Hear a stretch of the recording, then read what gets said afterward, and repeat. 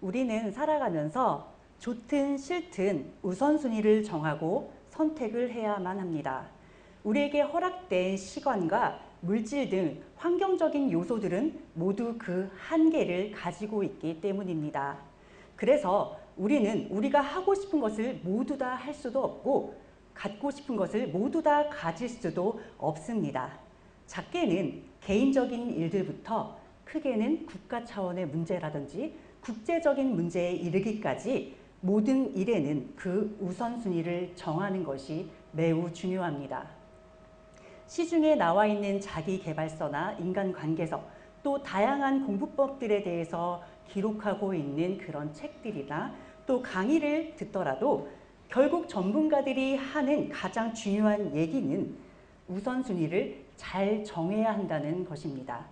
그런데 이 전문가들이나 세상에서 성공한 사람들이 말하는 우선순위를 들어보면 해야 할 일과 하고 싶은 일 둘 중에 해야 할 일을 먼저 처리하고 하고 싶은 일을 나중에 하는 것이 일을 잘하는 비결이며 성공하는 비결이라는 것입니다.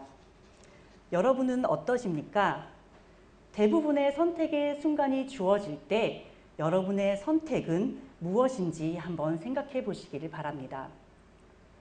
저는 자녀들에게나 또 구역 식구들에게 또 청년들에게 제가 얘기할 기회가 있을 때마다 하나님의 일과 세상 일이 함께 있을 때에 하나님의 일에 우선순위를 두고 먼저 해보라는 말을 참 많이 합니다. 우리 청년들이 고개를 막 귀에 이가 박히도록 제가 이 얘기를 참 많이 하는 것 같습니다.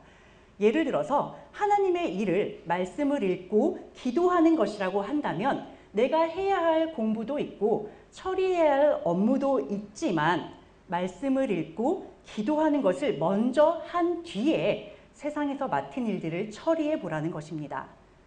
제 경험상 세상 일에 쫓기다 보면 우선순위를 하나님 일에 두는 것이 그렇게 쉽지는 않습니다.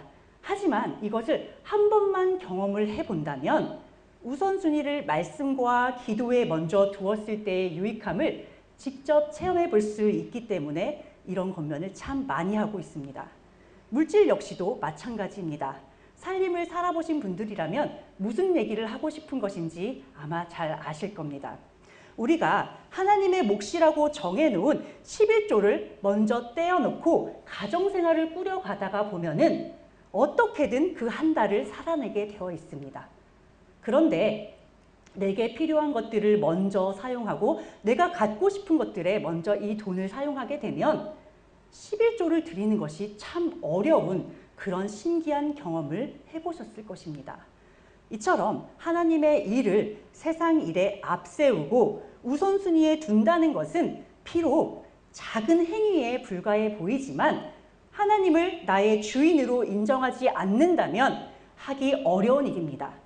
따라서 하나님의 일을 우선순위에 둔 그 자체로 우리가 믿음의 고백을 드리는 것으로 하나님께서는 인정해 주시는 것입니다. 그리고 하나님께서는 이 지극히 작은 것에 순종한 자녀가 드리는 그 시간과 물질을 기뻐 받으시기 때문에 여러분이 하나님의 일을 우선순위에 둘 때에 하나님께서는 여러분이 필요한 모든 그 필요를 채워주시며 여러분의 삶을 이끌어 가시는 놀라운 경험을 하실 수 있을 것입니다. 솔로몬은 아버지 다윗에게 왕위를 물려받았고 그와 동시에 성전 건축이라는 특별한 사명을 받았습니다. 열왕기상 5장에서 8장에 이르기까지 솔로몬의 성전 건축과 관련된 내용들이 기록되어 있습니다. 열왕기서는 상하권 2권으로 이루어져 있고 그 안에는 총 47장의 말씀이 기록되어 있습니다. 이 47장 전체의 말씀 가운데 솔로몬을 비롯한 남유다와 북이스라엘의 왕 총 40명의 이야기가 기록되어 있는 것이 바로 열왕기서입니다. 그런 열왕기서에 4장에 걸쳐서 성전 건축의 역사를 기록한 것을 본다면 이스라엘의 역사 가운데 성전 건축이 차지하는 비중이 얼마나 큰지를 우리가 가늠해 볼 수 있습니다. 그런데 열왕기상 5장에서 8장까지의 성전 건축 기록 사이에 갑자기 7장 1절에서 12절까지 솔로몬이 지은 왕궁에 대한 기록이 짧게 등장하고 있습니다. 성경에는 이렇게 한 사건에 대한 기술 사이에 언뜻 보기에는 별로 상관이 없어 보이는 별개의 이야기를 끼워 넣는 방식으로 기록을 하는 경우가 종종 있습니다. 이 문학적인 기법을 쉬운 말로 샌드위치 기법이라고 합니다. 하나의 이야기 속에 다른 하나의 이야기를 끼워 넣음으로써 하고자 하는 전체 이야기를 강조하는 방식입니다. 특히 마가복음에 이 샌드위치 기법을 많이 사용하고 있다고 합니다.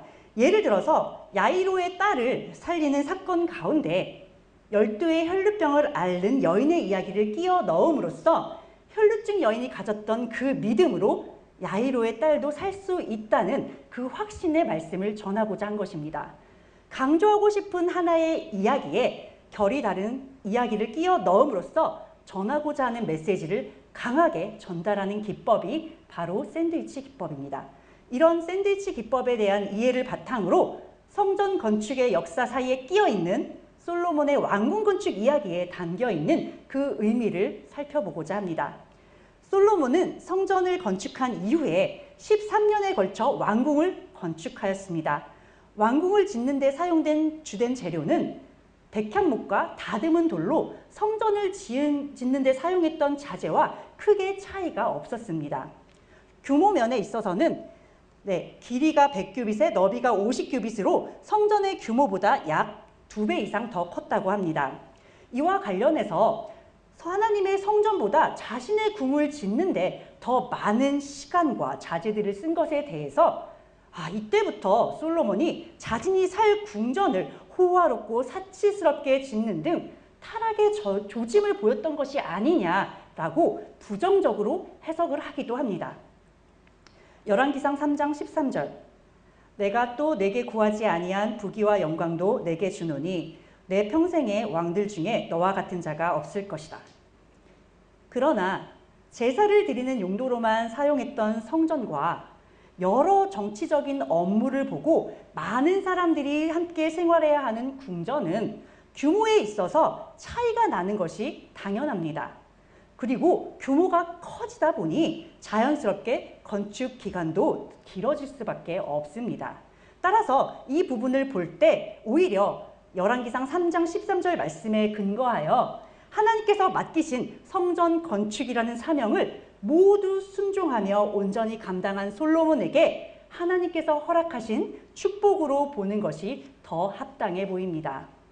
솔로몬의 성전 건축 이후에 하나님께서 솔로몬이 지은 성전에 함께 임재하시며 솔로몬에게 약속하셨던 부귀와 영화를 허락하신 그 결과가 바로 왕궁의 건축이라 할 수 있을 것입니다. 솔로몬은 하나님의 은혜로 평화의 시기를 맞이하였습니다. 그리고 성전을 짓는데 7년, 왕궁을 짓는데 13년, 도합 20년이라는 그 긴 시간 동안에 대대적인 건축 사업을 벌였습니다. 이와 같은 고대 시기에 백성들과 노예들을 동원하여 대규모의 건축 사업을 일으킨다는 것 그 자체로 강력한 왕권과 국가적인 위상을 나타내는 그런 지표가 될 수 있습니다.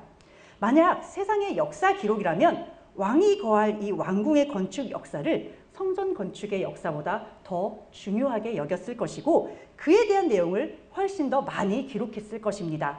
왕궁 건축에 들어간 시간도 2배 가까이 들었고 규모도 훨씬 더 컸기 때문에 기록할 내용도 훨씬 더 풍부했을 것입니다. 그러나 성경은 역사를 그렇게 기록하지 않고 있습니다. 성전 건축에 대한 기록을 성경의 4장에 할애하는 동안 왕궁 건축을 성전 건축 사이에 단지 12절로 기록해 놓음으로써 성경이 전하는 바는 왕궁이 아닌 성전에 있음을 드러내고 있는 것입니다. 즉 성경의 가르침이 솔로몬 개인의 인간 개인의 치적을 드러내는 데 있는 것이 아니라 하나님의 구속사 가운데 성전의 의미를 알려주는 데 있음을 보여준 것입니다. 왕궁이 필요한 이유는 무엇일까요? 하나님께서 왕으로 세워주셨고 그 맡기신 사명을 감당하는 데 있어서 필요한 장소입니다. 백성들을 지혜롭게 치리해야 하고 때로는 그들을 재판하는 그런 일들도 감당해야 하고 여러 행정적인 업무들을 담당해야 합니다. 그렇기 때문에 성전과 마찬가지로 왕궁도 꼭 필요한 그런 도구입니다. 이처럼 우리 역시도 우리의 삶을 살아가는 데 있어서 필요한 부분을 하나님께서 모두 채워주시지만 그것은 하나님께서 우리에게 맡기신 사명을 감당할 수 있도록 하기 위해서 허락하신 도구일 뿐임을 기억하시길 바랍니다.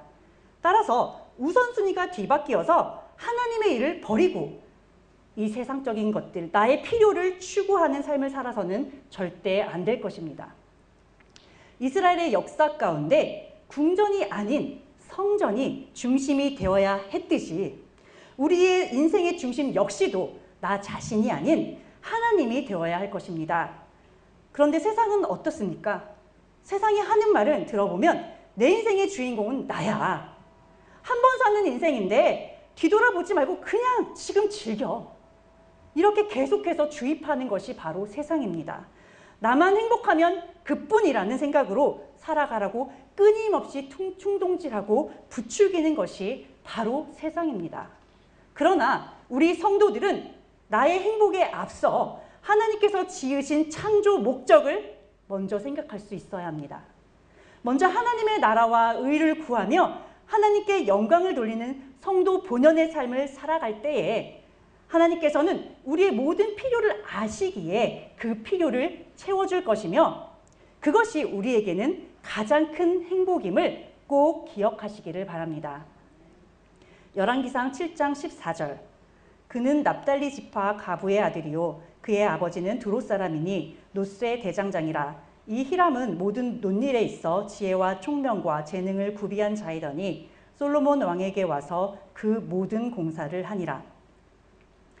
솔로몬은 성전 기구들을 만들기 위해 두로에서 노스의 장인인 히람을 데려와 성전에 필요한 것들을 만들도록 하였습니다. 두로의 왕 히람을 기억하시죠? 그 히람과 노스의 장인 히람은 이름만 같은 동명이인입니다. 이 둘은 역대하에는 후람이라는 이름으로 기록되어 있습니다. 다 같은 사람이에요.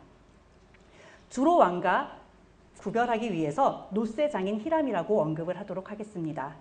이 노스의 장인 히람은 모세가 성막을 지을 당시에 성막에 필요한 모든 것들을 제작했던 브살렐에 비견될 만한 기술자로 놋뿐만 아니라 금은 철과 같은 모든 각종 금속과 돌과 나무 또 천을 다루는 일에까지 탁월한 기술을 지녔던 당대 최고의 공예 전문가였습니다. 솔로몬의 성전 건축과 관련해서 다양한 해석이 있었습니다. 때로는 그리고 이것을 굉장히 부정적으로 풀어내는 경우도 많았습니다. 하지만 성경에 기록하기를 하나님께서 보여주신 설계와 식양대로 건축이 이루어졌다는 점, 그리고 성전 건축을 모두 마친 이후에 하나님께서 솔로몬에게 말씀하셨다는 것, 그리고 다음 시간에 살펴보겠지만 성전 낙헌식에 하나님의 영광이 그 성전 가운데 임재하였다라는 이런 기록들을 본다면 솔로몬의 성전 건축이 하나님의 뜻에 합한 것이라는 전제하에 이 부분을 보기를 원합니다. 우리는 이미 솔로몬이 타락할 것을 알고 있습니다. 그래서 이 부분을 볼 때에도 이방인이 나왔어? 뭔가 좀 불길한데? 불안한데? 이런 마음을 이미 갖고 있어요. 이방인 기술자를 등용한 것이 성전 건축에 어떤 우상 숭배적인 요소들이나 세상적인 요소들이 도입된 결과를 초래한 것이 아닐까 하는 의구심을 갖고 볼 수도 있습니다. 그러나 성경에는 성전 건축과 관련하여 아론의 금송아지 사건과 같이 하나님께서 솔로몬을 책망하셨다라는 그 어떤 기록도 찾아볼 수가 없습니다. 따라서 이 순간만큼은 그가 최선을 다해 하나님의 명령에 순종하였고 하나님의 뜻이 임하도록 헌신했던 부분에 초점을 맞춰보도록 하겠습니다. 두로의 노세장인 히람은 유대인 어머니와 두로인 아버지 사이에서 태어난 혼혈인이었습니다. 그는 혼혈인이면서 동시에 과부의 아들로 아버지가 없이 성장했습니다. 이런 그의 성장 배경을 보면 사회적으로 대접을 받지 못했을 것이고 풍요로운 삶을 살지는 더더욱 않았을 것입니다. 그러나 그는 당대 최고의 장인이었고 하나님은 그를 성전 건축의 총책임자로 세워주셨습니다. 이것을 통해 우리는 사람을 외모로 취하지 않으시고 차별하지 않으시는 하나님의 크신 은혜를 엿볼 수 있습니다. 많은 사람들이 하나님의 구속사가 구약시대에는 이스라엘 백성이라는 그 혈연적 유대인들만을 대상으로 이루어졌고, 신약시대에 와서야 이방인들에게 그 복음의 역사가 확대된 것으로 이해하는 경우도 있습니다. 그러나 구약의 역사 가운데에서도 하나님의 역사에 동참한 이방인들이 있었고, 연약한 이방 여인이었던 라합이나 룻과 같은 여인들은 예수님의 족보에 들어가기도 하였습니다. 따라서 성전 건축 역사에 동참한 두로왕 히람이나 노세장인 히람은 하나님의 은혜와 그 통치 가운데 이방인들을 연합하신 보편적인 구원 역사의 예표라 할 수 있습니다. 노세장인 히람이 만든 성전의 기구들은 성전 입구에 세워진 2개의 놋기둥과 놋바다, 10개의 놋받침 수레와 물두멍, 속과 부삽과 대접들입니다. 각각의 기구들이 어떠한 용도로 만들어진 것이고 그 안에 어떤 의미가 있는지 간단히 살펴보도록 하겠습니다. 먼저 2개의 놋기둥은 높이가 18규빗이에요. 규빗은 여기 팔꿈치 길이를 나타낸 것이기 때문에 30cm에서 50cm에 이르기까지 다양하게 해석을 할 수가 있습니다. 그래서 이 18규빗이 지금의 단위로 따졌을 때 정확하게 몇 미터인지는 사실 아무도 알 수가 없어요. 그래서 약 8에서 9m 정도다라고 생각을 하시면 돼요. 둘레는 12규빗이라고 하였는데 약 4에서 5m니까 그 직경이 한 1m가 좀 넘는 그런 두께라고 할 수 있습니다. 그리고 그 철에 속은 비어 있는데 그 두께가 손가락 4개가 놓일 정도였다고 합니다. 기둥의 머리에는 윗부분에는 5규빗 정도, 그러니까 약 2.5m 정도 높이의 기둥머리가 얹혀져 있는데 이 기둥머리는 백합화와 석류 200개의 문양이 조각되어 있습니다. 뭐 어떤 모양일지 저희가 구체적으로 정확하게 상상을 할 수는 없어요. 그렇지만 굉장히 화려하고 아주 아름답게 지어졌다는 것을 알 수 있습니다. 네, 그래서 뭐 조금 그림이 다 달라요, 이게. 근데 어떤 모습일지 모르겠지만 그래도 백합화와 석류 문양을 잘 표현한 그림이 있어서 이 그림을 보여드리겠습니다. 네, 그런데 규모 면에 있어서나 그 모양에 있어서도 매우 화려하고 웅장하게 지어진 이 기둥이 열왕기상 7장 21절에 보면은 성전의 주랑 앞에 세워졌다고 기록되어 있습니다. 성전의 주랑은 그 성전의 문 앞에 있는 현관의 전실 같은 기능을 하는 공간이에요. 그러니까 그 안에 이 기둥이 세워진 것이 아니라 그 밖에 기둥이 세워졌다는 것은 결국 이 기둥을 설치한 목적이 건물을 지탱하는 것에 있지 않다라는 것을 알 수 있습니다. 그렇다면 도대체 성전 입구에 이렇게 세워진 2개의 기둥이 왜 세워졌으며 그것이 뜻하는 바는 무엇일까요? 이 2개의 기둥은 성전과 별개의 구조물로 똑같은 크기와 똑같은 모양으로 만들어졌지만 특이하게도 야긴과 보아스라는 서로 다른 이름이 붙여져 있습니다. 남쪽에 세워진 기둥의 이름이 야긴으로 그가 세우실 것이다 라는 뜻이고, 북쪽에 세워진 기둥의 이름은 보아스로 그분 안에 능력이 있다라는 뜻입니다. 기둥의 이름을 종합해 볼 때 2 기둥이 뜻하는 바는 하나님의 능력과 권세로 세우셨다는 것입니다. 비록 우리는 솔로몬이 지은 이 성전을 솔로몬의 성전이라는 이름으로 부르지만 성전은 사실 솔로몬이 건축한 것이 아닙니다.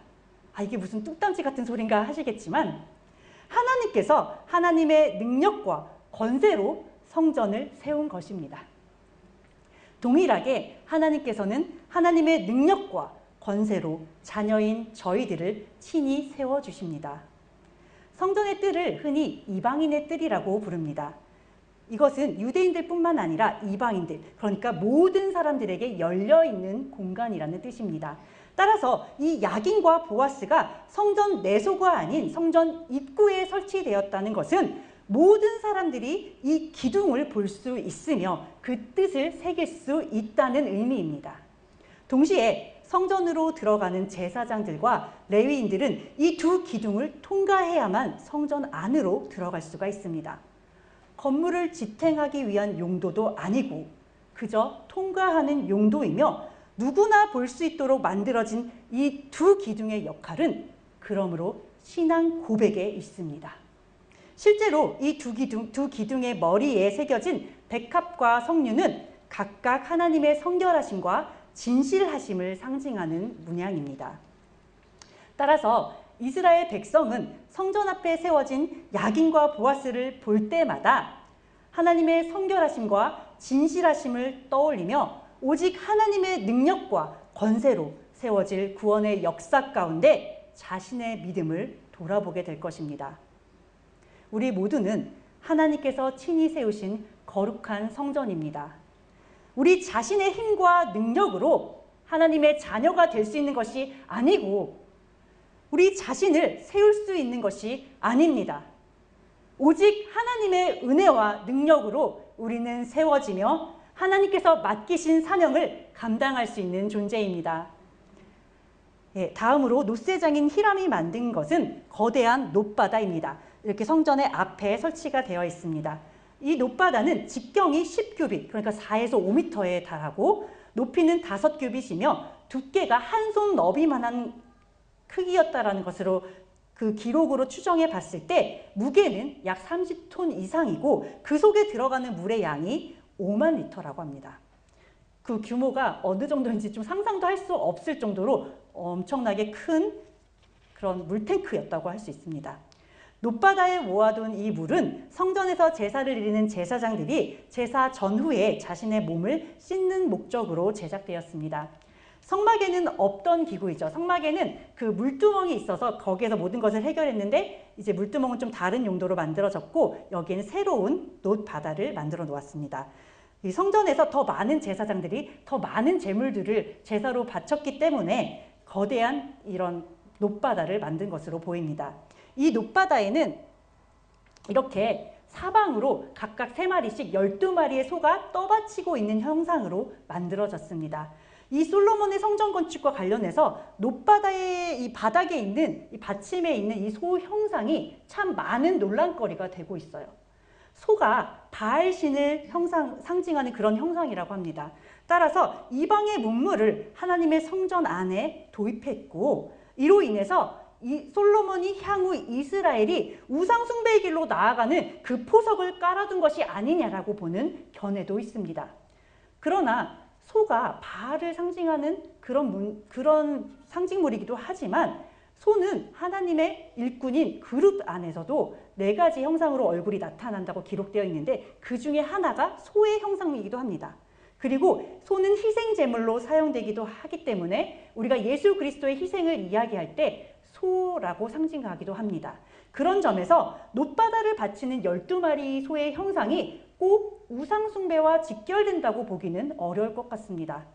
제사장들이 제사를 드리기에 앞서 자신들의 손과 발을 씻는 정결 행위를 위해 사용된 이 놋바다의 쓰임새를 우리가 생각해 본다면 오히려 이 바다의 받침으로 만들어진 12마리의 소는 이스라엘의 12지파를 상징하는 동시에 제사장들이 감당해야 하는 희생의 상징으로도 볼 수 있습니다.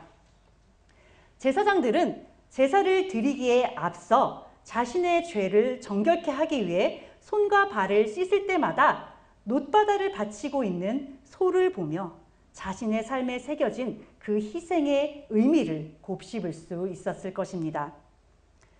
하나님께서는 제사장들이 자신들에게 허락된 그 사명의 무게와 의미를 잊지 않고 나아가길 바라는 마음으로 놋바다를 성전의 뜰 안에 두도록 허락하셨을 것입니다. 히람은 또 놋으로 받침술의 10개와 물두멍 10개를 만들었습니다. 각 물두멍마다 이렇게 바퀴가 달린 받침수레를 만들어 두었던 것으로 보아서 이 물두멍은 이동하면서 사용했던 것으로 보입니다. 물두멍의 직경은 약 4규빗으로 2m 정도에 달합니다. 거대한 놋바다에 비하면 굉장히 작아 보이지만 이것 역시도 약 1000리터의 물을 담을 수 있었고 10개나 굽이 되었기 때문에 결코 작다 할 수 없습니다.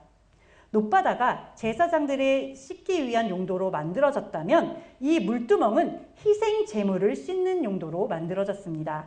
10개의 물두멍과 받침은 각각 5개씩 성전의 왼편과 오른편에 두었던 것으로 기록되어 있습니다.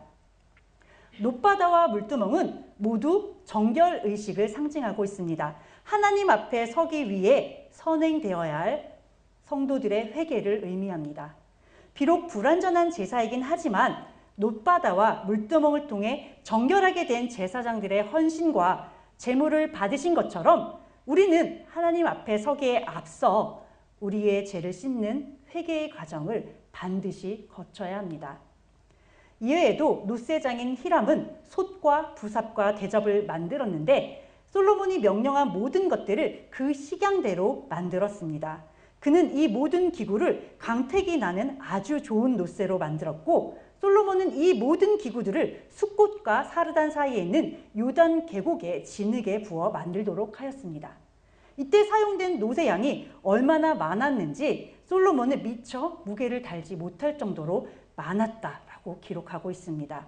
그 정도로 성전에 사용됐던 자재들은 아주 아낌없이 사용되었습니다. 그리고 그 좋은 재료를 가지고 당대 최고의 장인이었던 히람이 최선을 다해 가장 좋게, 가장 아름답게 성전의 기구들을 채워갔습니다. 솔로몬은 이외에 성전 안에서 사용할 기구들은 모두 금으로 만들었습니다.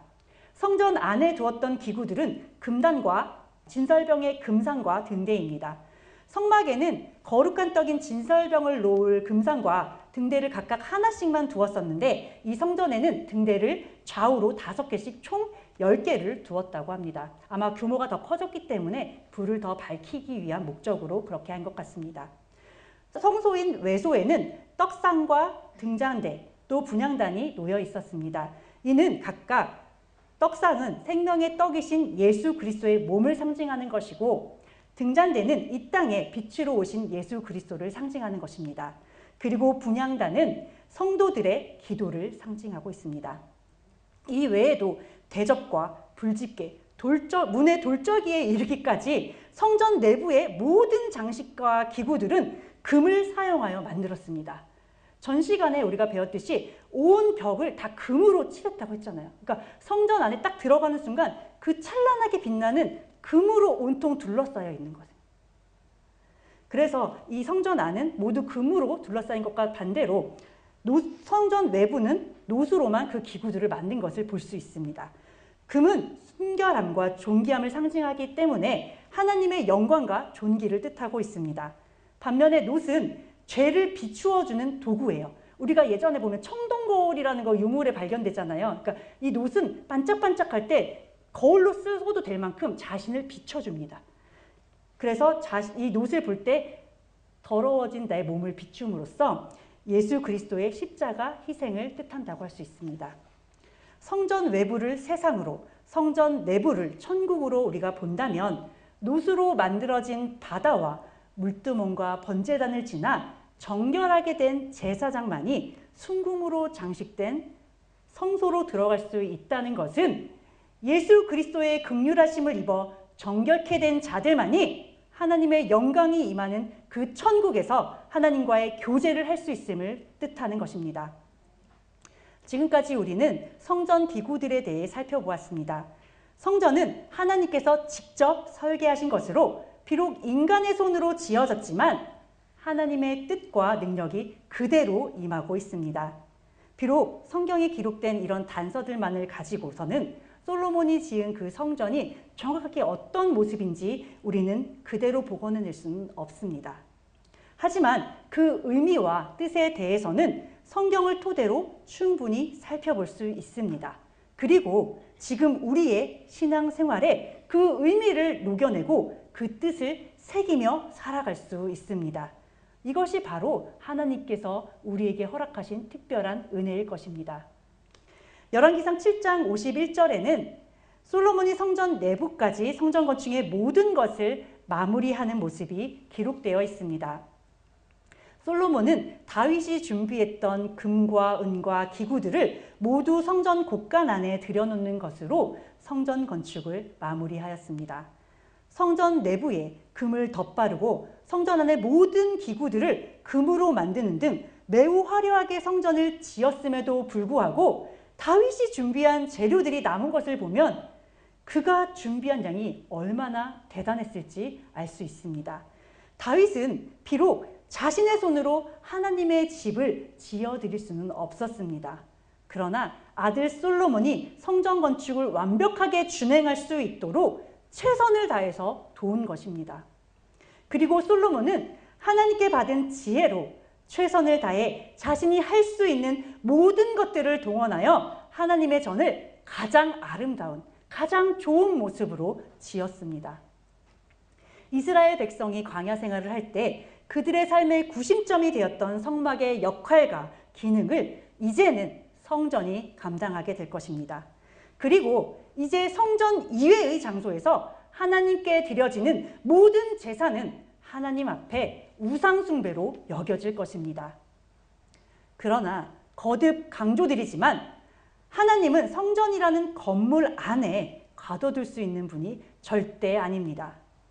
솔로몬이 마음과 뜻을 다해 지은 성전이라 할지라도 하나님께서는 그 중심을 먼저 보시기 때문에 솔로몬과 이스라엘 백성들의 우선순위가 뒤바뀔 때에 성전은 오히려 그들이 하나님의 책망을 받는 도구로 전락할 것입니다. 에베소서 2장 22절 너희도 성령 안에서 하나님이 거하실 처소가 되기 위하여 그리스도 예수 안에서 함께 지어져 가느니라. 사도 바울은 우리가 하나님이 거하실 처소, 즉 성전이 되기 위해 성령 안에서 예수 그리스도와 함께 지어져 가는 존재라고 하였습니다. 여러분은 하나님께서 거하실 거룩한 성전인 여러분 자신을 어떤 모습으로 지어가고 가꾸어 가고 계십니까? 솔로몬이 하나님의 뜻에 따라 자신이 할 수 있는 최선을 다해 성전을 짓고 가꾸었던 것처럼 우리 역시도 하나님이 거하실 거룩한 성전인 우리 몸을 하나님께서 기뻐 받으시는 거룩한 산 제물로 드릴 때 하나님께서 친히 우리와 함께 하실 것입니다. 영원 전부터 영원 무궁히 계실 하나님의 역사 가운데 인간의 역사는 극히 일부분에 불과합니다.